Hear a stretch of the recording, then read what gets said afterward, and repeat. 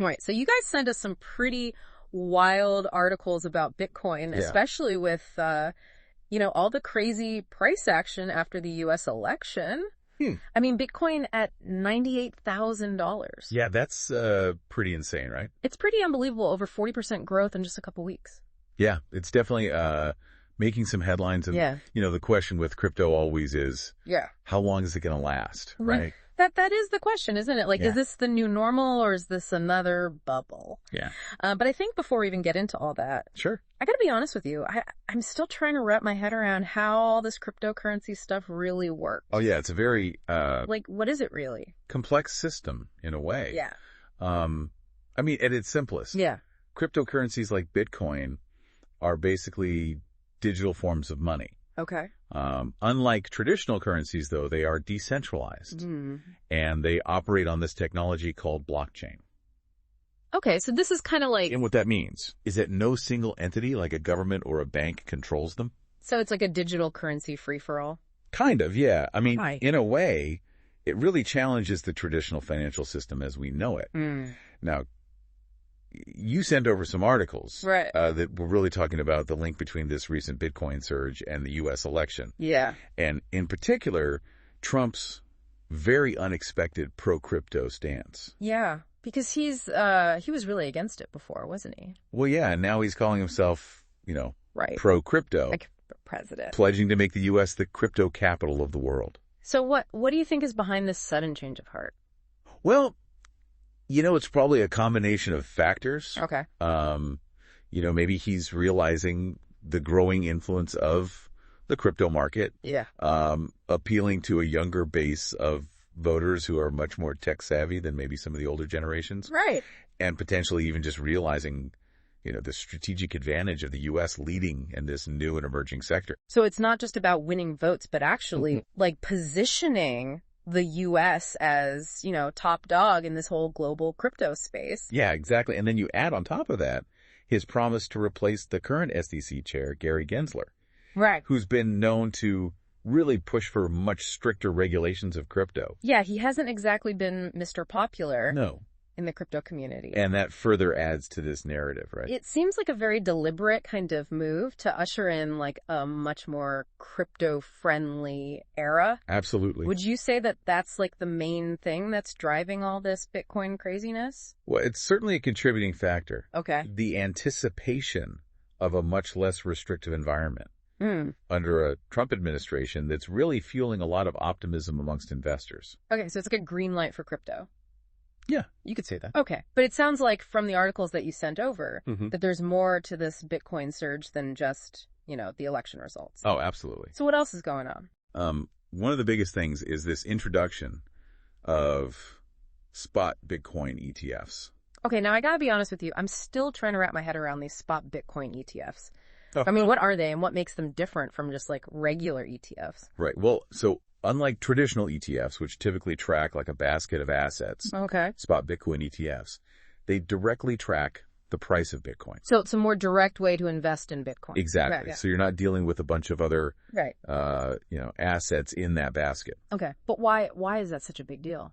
Well, think of it this way. Okay.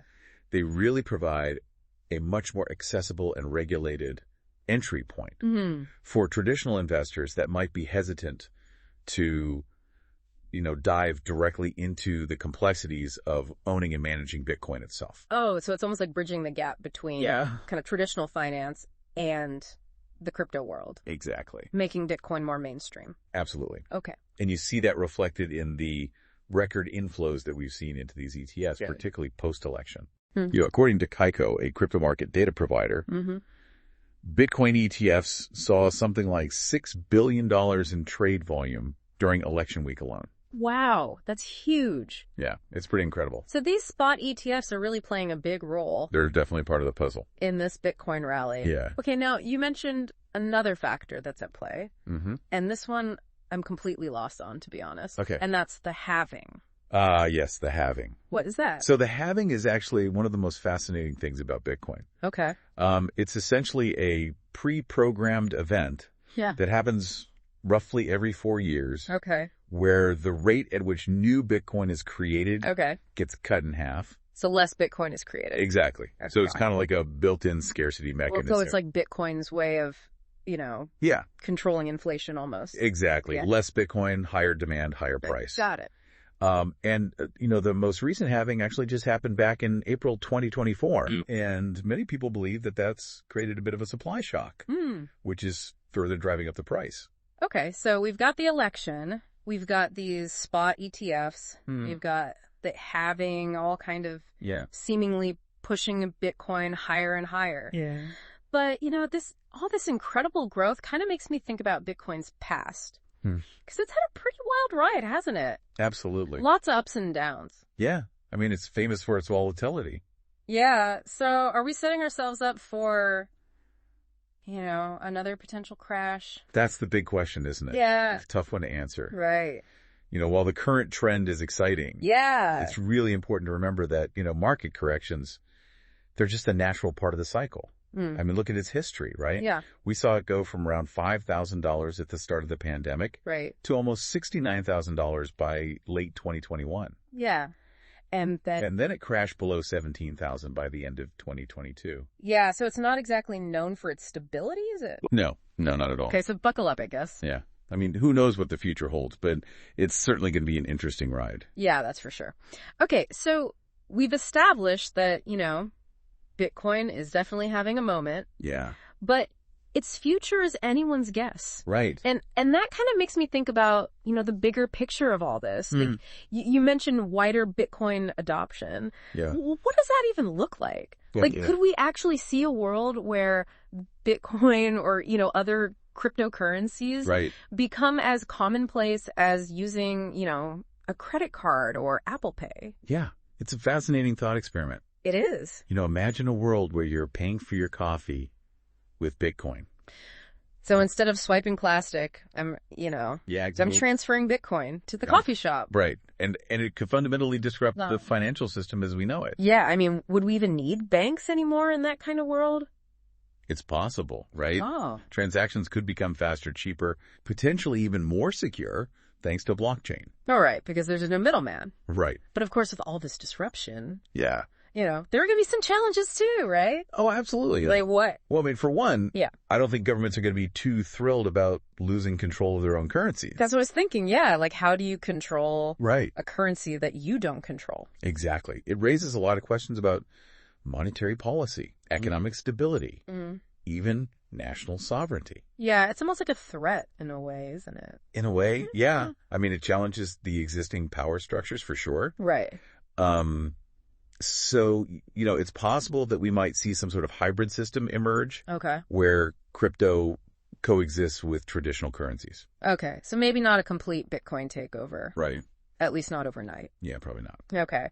But even with just like a gradual shift towards more crypto adoption. Yeah. What kind of impact do you think that could have on, everyday life for people? Well, I mean, think about the potential for financial inclusion, for example, right? People who currently lack access to traditional banking services, they could suddenly participate in the global economy much more easily. Yeah. No, that would be amazing. Yeah. But there's got to be a flip side to that, right? Well, of course. I mean, you also have to consider the potential downsides. Yeah, that's what I was thinking. Like, wouldn't this, super crypto-friendly environment also attract, people who are looking to exploit the system? Right. Like for money laundering or illicit activities? It's a valid concern. Yeah. The same anonymity and decentralization that can empower individuals, it can also be exploited. Right. So it's kind of a double-edged sword. Yeah. And, the challenge for regulators is going to be finding that right balance. Right. Between fostering innovation and protecting against misuse. It's a tough one. Okay, so we've talked about, the financial aspects of all this. Right. But you mentioned earlier that this blockchain technology has applications far beyond just cryptocurrency. Oh, absolutely. So like what other areas could we see this tech being used in? Well, I mean, one of those promising areas is in supply chain management. Okay. Blockchain can actually be used to create really transparent and tamper-proof records of goods as they move from origin to consumer. So no more shady dealings? Potentially, yeah. Or counterfeit products slipping through the cracks. Yeah, it could really increase accountability. Wow. And transparency throughout the whole process. So as a consumer, I could actually trace back exactly like the origins of, the coffee that I'm drinking. Yeah, you could see exactly where the beans were grown, how they were processed, who handled them along the way. Wow, that's pretty amazing. Yeah, it's pretty cool. So what other applications are there? Well, I mean, think about voting systems, for example. Blockchain could potentially make elections much more secure and transparent. By, reducing the risk of fraud or manipulation. Right, because then you have like a permanent record. Exactly. Of every vote. Exactly. Yeah. And it's very difficult to tamper with. We could also see it being used for things like digital identity verification. Oh, okay. Creating a much more secure and efficient way to manage our online identities. So instead of having like a million different passwords and usernames for everything. Right, you could have a single secure digital identity that you control. Okay, so now we're talking about, not just revolutionizing finance, but like how society operates. Yeah, it has the potential to really change things. Wow. But let's be real here for a second. Sure. There's got to be some drawbacks to all of this, right? Of course. I mean, no technology is perfect. Yeah. One of the biggest challenges right now is scalability. Okay. Can the Bitcoin network actually handle the massive volume of transactions if it were to be used globally? Yeah, I've heard concerns about, transaction speeds. Yeah. And fees. Yeah, those are real concerns. Becoming a bottleneck. Yeah. Okay, and what about the environmental impact of all this? I mean, mining Bitcoin requires a ton of energy, doesn't it? It does. And isn't a lot of that energy coming from, fossil fuels? Yeah, that's a valid concern. Yeah. Mining does consume a significant amount of energy. Right.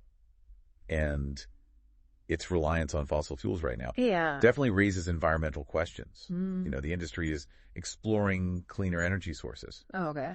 But it's an ongoing debate. Okay, so it seems like, wider Bitcoin adoption is a really complex issue with no easy answers. Absolutely. It's exciting, it's potentially revolutionary, but it also comes with its fair share of risks and challenges. Definitely. Yeah. Okay, so that kind of brings us to the question of regulation, because this is where I get completely lost. It seems like governments around the world are kind of scrambling right now, trying to figure out what to do with this whole crypto thing. It's a new frontier. Yeah. A lot of uncharted territory. So where do we even begin to untangle this whole regulatory web? Well, I mean, it's a constantly evolving landscape for sure. Yeah. With different countries taking, vastly different approaches. Some have really embraced crypto. They're creating very favorable environments for businesses and investors. Right. While others have imposed, very strict regulations or even outright bans. So it's a bit of a Wild West out there. Yeah, you could say that. Yeah, everyone's kind of making up the rules as they go. Yeah, trying to figure out what works best. Right, because there's no playbook for this. No, not at all. So it feels like we're kind of on the edge of a whole new world with this cryptocurrency thing. Yeah. But we don't really have a map to guide us. We've talked about the potential, the risks, the impact. Right. But what about the rules of the road? Like, how are governments actually trying to regulate this whole Wild West? Well, in the U.S., it's been a bit of a mixed bag so far. Okay.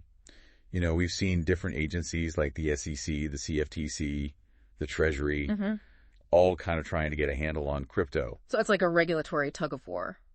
Yeah, kind of. Okay, and with Trump coming out and, saying all this pro-crypto stuff, right? Does that change things? Well, it definitely adds a new layer of complexity. On one hand, he wants to make the U.S. like the crypto capital, which suggests a more hands-off approach. Yeah. But on the other hand, there are these concerns about consumer protection. Right. Preventing money laundering. Right. You can't just let things run wild. Exactly. There have to be some rules. Right. So what are regulators specifically focused on right now? Well, one key area is regulating these crypto exchanges. Okay. These are the platforms where most people buy, sell, and trade cryptocurrencies. Right. So making sure that they're operating fairly and transparently, that's crucial. Okay. And what about those concerns around illegal activities? Can crypto really be regulated effectively to prevent things like money laundering? It's a challenge for sure. Yeah. Crypto's anonymity, that can make it attractive for illicit activities. Right. So regulators are really looking at ways to kind of enhance transparency and traceability. Okay. Potentially requiring exchanges to comply with these know your customer regulations. Okay. Similar to what traditional financial institutions have to do.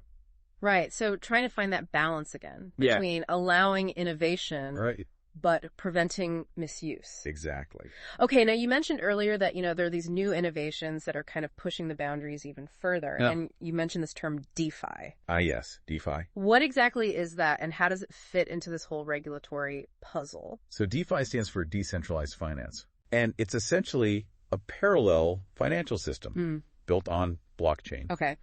And it really aims to create these decentralized versions of traditional financial services. So like what kind of services? So things like lending, borrowing, even insurance. Wow. So you're saying I could potentially get a loan without going through a bank? Exactly. That's what DeFi is trying to achieve. Wow. And it relies heavily on these things called smart contracts.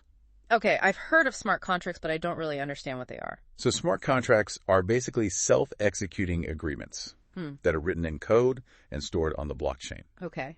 And they essentially automate transactions. Okay. Eliminating the need for traditional intermediaries. So it's like having a digital contract that just enforces itself. Exactly. No lawyers, no banks involved. No middlemen. Wow, that's a pretty radical concept. It is. So how do you even regulate something like that? I mean, if it's operating outside of these traditional systems? That's the million-dollar question. Yeah.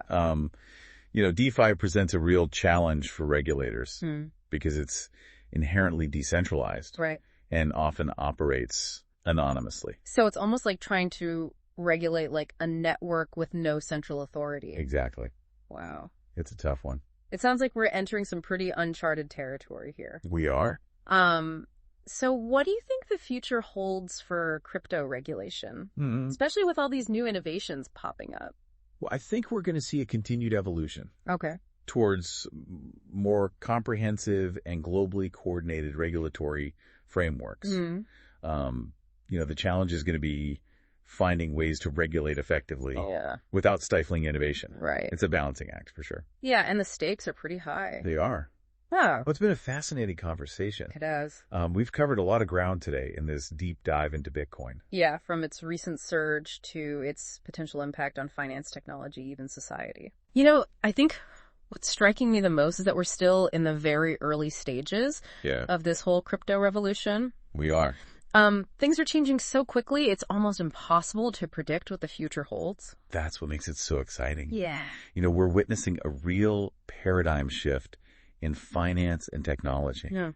The key is to stay informed, engage in critical thinking, and just be prepared for the unexpected. Well, as we always say on the deep dive, knowledge is power. Absolutely. And in a world as rapidly changing as this one, that power is more valuable than ever. So, keep questioning, keep researching, and most importantly, keep learning. And who knows, maybe you'll be the one to shape the future of this fascinating and potentially revolutionary technology. Until next time, Deep Divers.